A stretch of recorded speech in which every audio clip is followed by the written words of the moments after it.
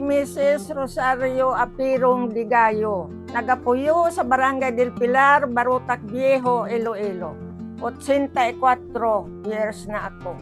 Ako si Demokrito Digayo, Barangay del Pilar, Barotac Viejo. Ining ang amon pagpuyo sa Barangay del Pilar, Barotac Viejo. Din kasal kami sa 1963. 1963, si Mukring ron ang nagauma sining duta. Te mga 63 anyos na kami nga kasal. Primero day, gakwan kami sini ng tinunga bala agsa. Dayon, nag-arkila kami sa kay Dislate man gihapon.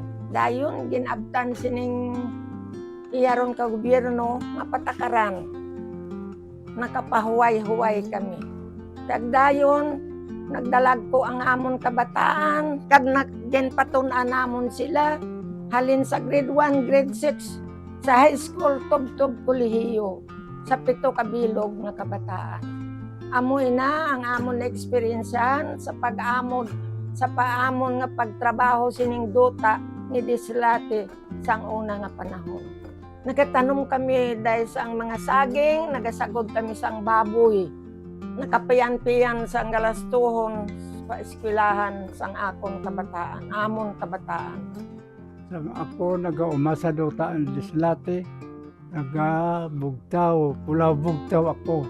Kag mag-arado, talam na mga isa ka hektar kag tunga.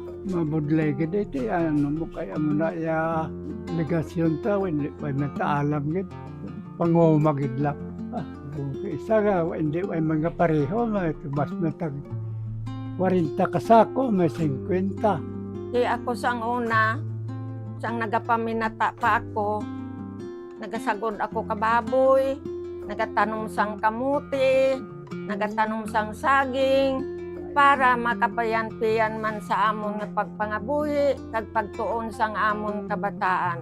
At para sa akon dahil nalipay gid ako. Nalipay gid ako nga nalipay gid ako.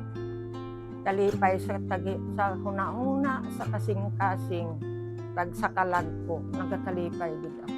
Kung hindi na kami ni Mukring Kasarang sa pagpanguma, ang kabataan namon, amo ang paumho namon. Salamat gid kay Presidente Marcos o kung kay Bongbong Marcos sang iya ginhimo sa amon nga iya kubos nga mga pumuloyo para sa kaayuhan. Salamat gid sa imo mahal nga presidente namon, Bongbong Marcos. Salamat gid.